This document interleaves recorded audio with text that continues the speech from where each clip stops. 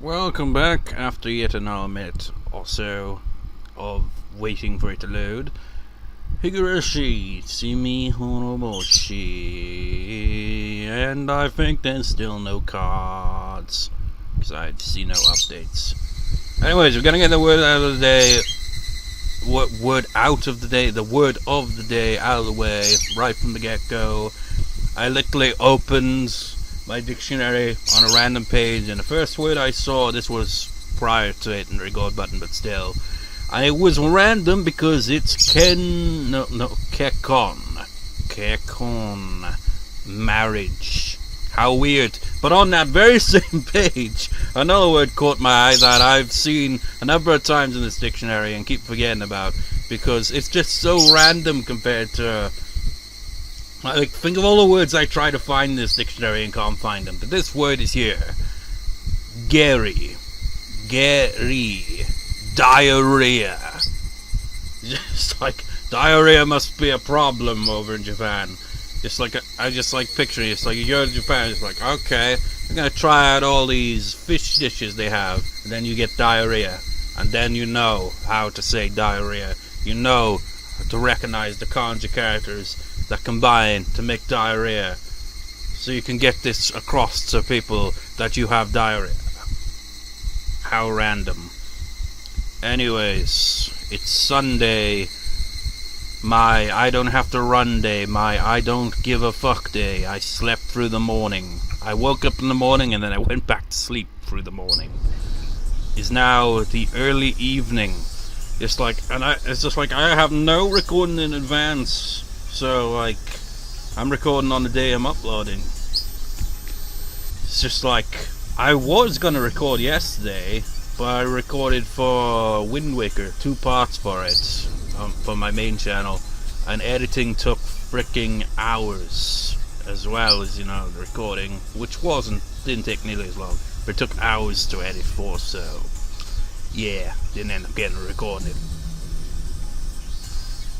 The number you dialed is... I feel a cold chill run through my body from the bottom of my feet. Wait, don't make a quick judgment. I might have remembered the number wrong. No, I know I remembered it right. It was an easy number to remember. It's impossible to remember it wrong. Then did I dial it wrong? I put the phone down and started over. This time I dialed the number more slowly. The teachers might be coming back at any time. In that situation, it was risky to do anything slowly. But I needed to make absolutely sure. In a negative light, the number you dialed is... It's the same. Don't you just hate that? There's no doubt the company Okonogi Gardeners doesn't exist. You just call a number and that message just pops up. Or, well... Like, for me, I guess it's more... Well, I don't really get a message because I don't really use my phone to actually call anyone. It's just there to text if need be, But it's just like... It's 1 or 2, isn't it? It's like, the number you called is not blah, whatever. But it's usually, the person you are calling is unable to be reached at this time. Please call again at... It's like, fuck, they've turned their phone off, haven't they? It's just a camouflage occupation for the Sonozaki family's death squads. Way to jump to conclusions. Please make sure the number you dialed is correct. The number you dialed is... I was too stunned to put down the receiver. The announcement kept running over and over again. The voice was cold and creepy. You know what? Is it like... With that kind of message thing, when you hear that voice going like, the number you dialed is blah blah blah, is there an actual person or a robot that they have for that? It's like, I remember like on my phone, it's like, okay, let's see what messages I've got on the answer machine at one point, because it like built up and I always get wrong numbers and probably mostly junk kind of well, mail, but in the form of calls. It's like, we want to sell you this, are you interested? Like, fuck off. Which is why I never answer my phone. Because it's just like, unless it's a number on my contacts list, fuck off, essentially. It's just like, I'm unlikely to answer. But anyways, on the answering thing, you had one of those, and it was like this woman saying it was clearly a robot, because when she said, "This number 567," I don't know what numbers, I can't remember off the top of my head. But when she'd get a certain number, she'd freaking go nuts. She'd be like, she's like, "Oh, the robot's malfunctioning." I hung up the phone and rushed out of the teacher's office. I ran to the bathroom and held my head in an attempt to cool down. Calm down, Rena. Calm down, Rena Ryugu. Stay cool. Rena Ryugu! I wasn't safe here anymore. If stayed here, if I stayed here, I might be erased, even in the open. They'd erase me? Why? They aren't certain that I have the scrapbooks. I told Keiichi-kun where I hid the scrapbooks. Yesterday, I told him I hid them in my hideout in the garbage dump. Keiichi-kun, in cahoots with the Sonozaki family. Way to jump even further to conclusions. This is a kind of like... This is pure madness here, really, isn't it? Where you think the entire world is out to get you. I felt as if my head was a pot that was cooking some dubious stew. There was only soup in my brain. I cut up clues, information and facts just like I'd cut vegetables and threw them into the pots. Some of them were floating on the surface and others were in the bottom of the pot. They were being cooked in a boiling soup. No, it can't be. Keiichi-kun is on my side. He's the only one who's on my side. He held out his hand to me at the trash piles. There was no lie in that hand. When he grabbed my wrist, I felt nothing but his strong and pure heart. He promised me he'd be on my side. I shouldn't doubt Keiichi-kun. He's the only one I should trust. He's the only one who is on my side right now. I'm sorry, Keiichi-kun. I was about to doubt you. I'm really sorry. I'm so sorry. I said it out loud on purpose, full of regret that I doubted Keiichi-kun, the only one who is on my side. And I think about it, whether I have the scrapbooks or not might not matter to them. Erase anyone who is suspicious. That's the safest way. Now that's a crazy way, that is. Does that mean they're in a hurry? The day of Oishir Sama's revival might be just around the corner. And that's why they're trying to get rid of any small fish bones that are stuck in the fruit by any means before it's too late. Small fish bones that are stuck in the throat. That sounds unpleasant. We don't need her anymore. Just erase her if you're worried so much. I could easily picture your Sonozaki saying that. Picture? No, she did say that, but she doesn't have a picture though. Because she didn't get a character portrait in this. That's why they're here today. What should I do? What should I do? Should I wait until school is over? I was like a fish in a pond. No matter how many times I escaped from the net, I was in the pond and they owned the pond. I didn't stand a chance. That's the thing, isn't it? Just like, imagine how weird it must be for the fish. It's like, get fished up and put back in. It's like, what the fuck just happened? Then, what should I do now? I couldn't keep escaping from the net. I should get out of the pond.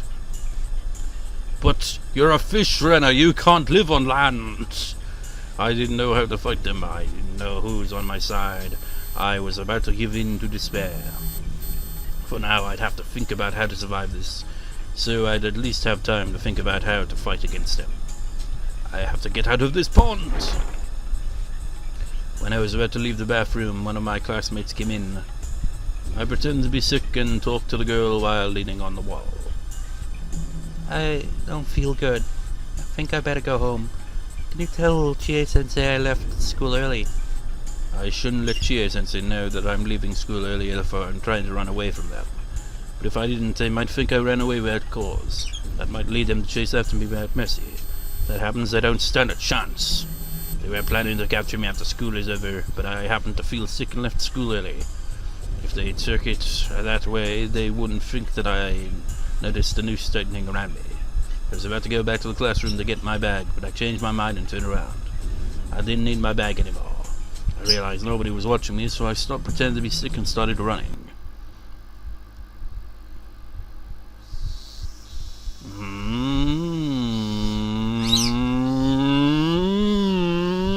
Cheers, and so take a look at this. Who said that? We've clearly gone back to Keiichi's perspective, probably. Or have we? It's like, is he gonna throw us off? Back? No, it's the principal's perspective now. Oh, yeah, that totally was the principal there. Whether it's from his perspective or not is debatable. It's probably Keiichi's perspective, because, you know, it's usually just Keiichi and Rena, right? We only get other characters' perspectives if it's a tip, you know. Take a look. Is something wrong with the documents? Yes, the date on the quote and the invoice are left blank. They're supposed to put today's date here. Wait, so...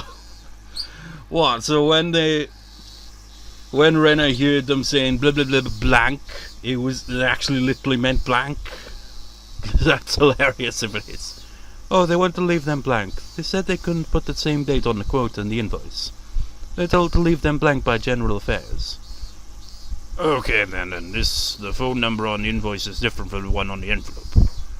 You know which one is the correct one? Well, no wonder why Rena got thrown off. Oh, I didn't notice that. Hello, excuse me. Yes, what's the matter? The phone number on the invoice is different from the one on the envelope. Which one is correct? Oh, it's the one on the invoice. I used the old envelope we used at our former office. I'm sorry about that. I told our part-time dad to stamp with the new phone number, but I guess she forgot. I apologize for the confusion. Can you just erase the number? Can you just erase the number? If Rena heard that, which she could have, she was running home or some shit, she might have overheard that. Just like, can you erase that number? Rena thinks it's her. And another takeout list. Fish in a pond. What an achievement that is. Fish in a pond and then you got a freaking lawnmower. I mean, I get it, it's because they're gardeners and all that, but with that kind of title, you'd think it'd be, you know, a fish leaping out of water or something, you know.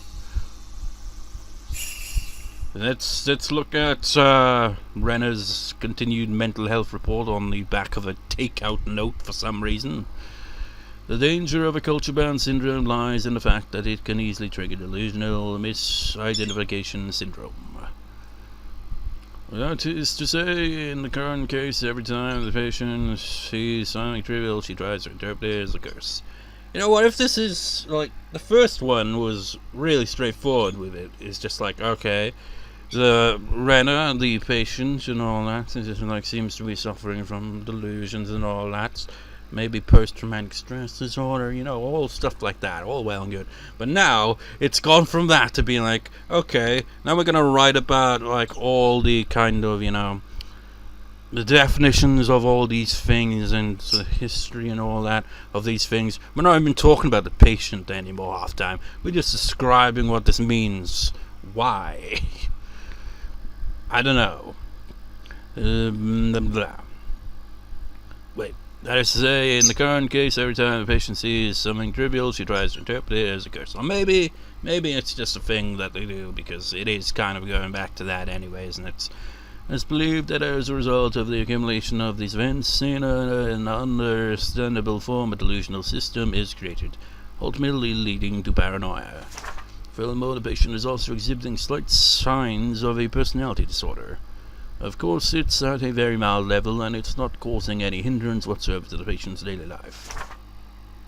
It's common for even healthy individuals to have primary delusions in their daily lives, but they usually ignore it automatically without recognition, since these delusions are nonsensical.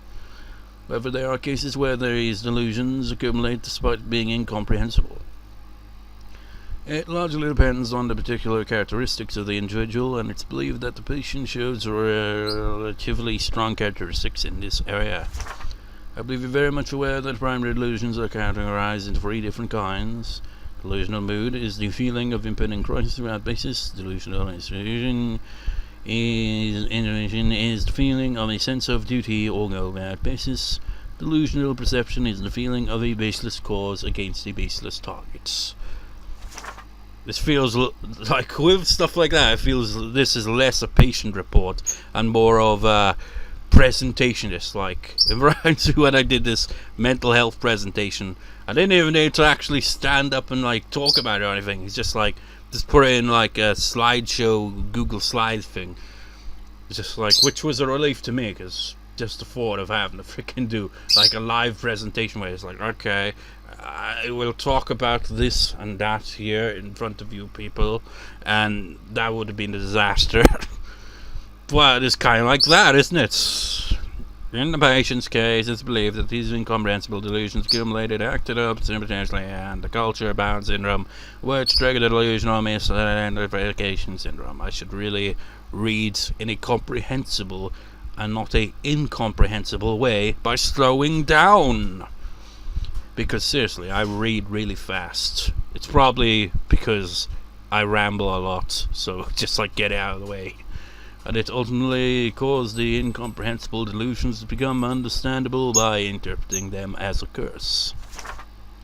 The comprehensible delusion system induces understandable secondary delusions, further strengthening the patient's delusional system with the passage of time. The delusional parasitosis mentioned earlier can be considered a secondary delusion. A common factor of all cases of paranoia is that even after an outbreak they still appear perfectly normal with no change in their personalities. The patients are unaware of their own ailments, and due to their personal interpretations of the delusional system, there are many cases where patients harm themselves logically, making it extremely difficult for a third party to point out that they're having a delusion. Furthermore, though it may depend on the tendency of delusions, there are also cases where a persecutory delusion turns into a pursuit delusion or a conspiracy delusion, resulting in the patient creating an imaginary enemy and taking up antisocial behavior. Well, doesn't that sound familiar to the plots? For example, there are cases where believers of a religious cult were deeply influenced by the cult's founders' paranoid visions, which shifted the group into a conspiracy delusion, and that made them conduct antisocial behavior in the name of self-defense. Although no such cases have been reported in Japan yet, it could very well happen in the near future.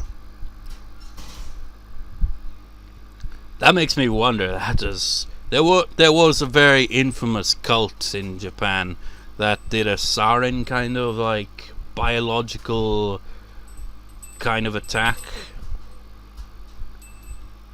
And I think their leader of that was like recently executed a while back. He was on death row, I think, for many years. I wonder if they put this little bit in here, just like, it could very well happen in the near future. This takes place in the 80s, and I think that took place in the 90s. Maybe it's like, oh, maybe they will have like a crazy cult kind of instant thing. That's just like, okay, so here we see a point here of the thing, conspiracy delusion stuff and whatnot.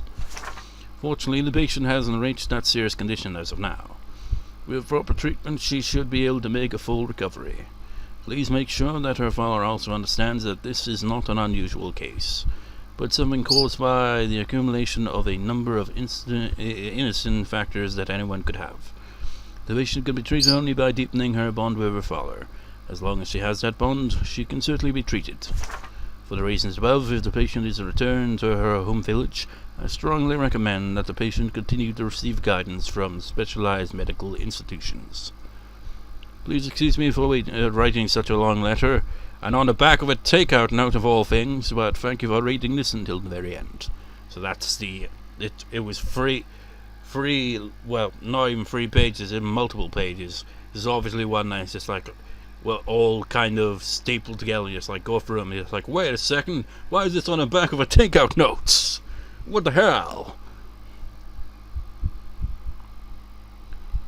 You know, considering Rena's current state and all that, and the fact that we've seen from her perspective quite a bit, I don't think she had that continued thing, you know, with the mental health there. Because there's been no reference to it at all, or indication, you know. I guess it must have actually, that scene before we went into the tip, must have been from the principal's perspective. Because Keiichi wasn't in that scene. So that was random. Or maybe it was Keiichi's perspective, but I just didn't reveal it. Because it was just there to make that brief kind of scene that adds that, oh, there was actually a wrong number on there. And it was, like, filled in as blank, which adds to Rena's delusion because she did actually hear it as blank. Because it was indeed blank. They were mowing the grass near the fence, which was probably a cover to monitor the surroundings. Just in case I tried to escape from the school. But they must have been thinking that would happen only after school was over. They seemed to have no idea that I'd already noticed their plan and was trying to run away right at that very moment. I couldn't use the front gate since they'd find me easily. I moved behind the school building, made sure nobody was around the curry garden, ran through it and dashed into the forest. Curry garden! Oh yeah, because she's obsessed with curry, isn't she? I walked through the dense undergrowth, stepping on dead wood and climbing over fallen trees. After walking through the forest for a while, I came to a small road. I know many back roads in this village because of our club activities, and that knowledge has finally come in handy. So, what should I do now? I'm sure the girl already passed on my message to Chie-Sensei. Those men must be going crazy by now, knowing that I ran away. Now, I think you're the one going crazy, Rena. We going back to Keiichi's perspective? Did anyone else talk to Ryuga-san before she left school? Everybody in the class looked at each other and shook their heads. Chie-Sensei looked a bit upset that Rena left school early without telling her in person. Rena-san's been feeling sick these days. Beep. She left her bag here. What happened to her? I have a bad feeling about this. What? What? That's not the Mion voice. I think I know what's going on. I'm not sure, but I have a bad feeling about this. She must have taken another ridiculous story seriously or something. I hope she won't do anything crazy. Then it switches to Rena being crazy. I hurried home. It's a nice house you got there. My father might be at his new job, or he might have gone shopping. He wasn't around when I got there. You know, this kind of architecture, it feels like a kind of mix of like East meets West. I don't know what it is. It like has that Eastern architecture because, well, it's frickin' Japan, but it also has like a faint hint of Western influence on its architectural design. And I don't know what it is. You got the low ominous music there. He wasn't around when I got there. Now that they're on the move, I'm no longer safe in my house. They're very dangerous people. They're trained to be capable of attacking the Ministry of Construction, and they actually pulled off the kidnapping of the grandson of the minister. Locked doors and windows don't mean anything to them. In fact, it'd be like I was hiding in a box, which they could just open up to get at me. I could no longer stay at my home. I am literally like on the edge of my bed, avoiding my fan. Well, I'm not avoiding my fan. I'm having a fan pointing at me because, well, it doesn't really feel like it's an overly warm day. It kind of accumulates, you know, if the fan isn't facing me, you know. So I've got it facing me, but I've got my microphone tilted away from it so it doesn't go like this. You can see why, I'd imagine. Well, not see, you can hear why. Unless you're deaf, then if you're deaf and watching these videos, it must be a really weird experience with all these long pauses. And I just realized how stupid it was to even say that. Because if someone deaf was watching the video, they wouldn't hear that I'm actually referencing that. But I doubt it. I could no longer stay at my home. It's very sad and very frustrating. I killed Rena and Tepe, and finally regained a peaceful life with my father. How could this happen to me? I've made my mistakes, and I forget how the rest of the song goes. I remembered what Keiichi-kun told me before. It expressed my feelings better than anything. Who said that? Right, back up. You said something about Keiichi. I remember what Keiichi told me before. It expressed my feelings better than anything. Dr. San left us a huge parting gift. Why didn't you give me those terrifying scrapbooks? Why did she tell me the secrets of that unthinkable conspiracy? She got me into this. I didn't do anything. It's all Mio-san's fault. But who was interested in her stories? I was. Who let her continue talking? I did.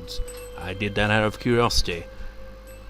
Who let the memories of Higurashi return and told Mio-san about them? I did. I depended on Mio-san, hoping that she could somehow save me from the memories I'd been trying to forget. I shouldn't have remembered anything about that bizarre incident. Yeah, that's one thing that bugs me, the word bizarre. I keep forgetting how it's spelt. So, like, in the video description, for example, sometimes I'd write just like, like, when we encounter this bizarre thing, or something like that, and it's like, no, this odd thing I word it as instead, because I keep forgetting how bizarre is freaking spelt. If I hadn't... Birdie, birdie, birdie, birdie, birdie, birdie, with your mirror and your bells. If I hadn't, I wouldn't have gotten involved in that unthinkable conspiracy, and I could have just played around with my friends today. But even if I didn't know about the conspiracy, it still continued behind the scenes. I would have been one member of the mob running in a panic, not knowing what's going on the day of Chie-Sensei's revival. I would have been just swallowed up in their conspiracy anyway. Would I be happier if I faced that day without knowing anything? Would I be happier if I struggled knowing about it but ending up swallowed by it? If I'm going to end up the same way no matter what I choose to do, I'll fight. I'll choose to fight. Because that's how I seized my happiness before. When Rena invaded my home, seducing my father, I felt like it was the end of the world. I lived on the verge of despair every day.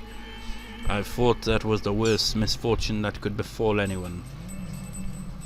But the way things are going, it wasn't really that bad at all. I had only two enemies, Rena Mami and Teppei Hojo. I knew my enemies and I knew how many there were. I lured them out one by one and I attacked them in the dark. It was a very easy problem to solve. But what about this one? I don't know who my enemies are. I don't know how many of them, how many or how strong they are. Even the people I once trusted might be my enemies. I can't possibly be sure. It's totally different from the previous problem. This might be the end of the world. This time it really was the worst thing that could possibly happen. Wait, the end of the world? Just for the revival of a cult? Like in a rural village in the middle of nowhere? Is that really the case? With Rena, I felt like it was the end of the world, but I no longer think it was that bad. Just be more specific, Rena. You mean the end of your world. So this might turn out to be an easy problem to solve in the end, and I might be able to laugh about it someday. I know that day will come. I know it for sure. So I shouldn't think that this is the end of the world. Let's fight. I can fight. I can still struggle. I'd eat grass and drink mud if I needed to. I'm going to bet on the 1% even though it's unbelievably small. If Mio-san didn't leave me the scrapbooks, I wouldn't even have been able to sit at the table to bet. I was lucky that I received the scrapbooks because they gave me the chance to choose my future. You know, one thing I notice about this storytelling here is it repeats itself a lot, doesn't it? It's like it's something that just popped in my mind ages ago, is how when you read this, it's like it's going over the same thing again and again. Rena's like, oh, conspiracy, oh, what if it's, oh, no, it totally is, it is, yes, but, oh, I hate you for this, but if you didn't tell me about this, I wouldn't have known, but then it would have inevitably come anyway, because conspiracy theories, and it would rise, and, you know, it's kind of in a, kind of a loop, really, which is fitting. It's like this whole series is being like that, isn't it? If I don't fight, they'll spread the terrible parasite, and this village will face a great disaster. According to legend, when the demons first came out of the swamp, people became demons right after being infected. And it happened while they were inside the village. These days, symptoms appear only when infected. People leave the village, but that only applies to the later, weak parasites. Wait, the latter, I mean. Was that what you said there? Only when infected people leave the village. Only applies to the latter. Is it even spelled right? The original parasite can reenact the curse of Oishir-sama, even when the infected are in the village. Later, the legend of Oishir-sama will be reborn. Humans and demons will start killing each other, and Oishir-sama will come down to pacify the disaster and be like, "Oi, stop fighting, you dumb piece of shit!"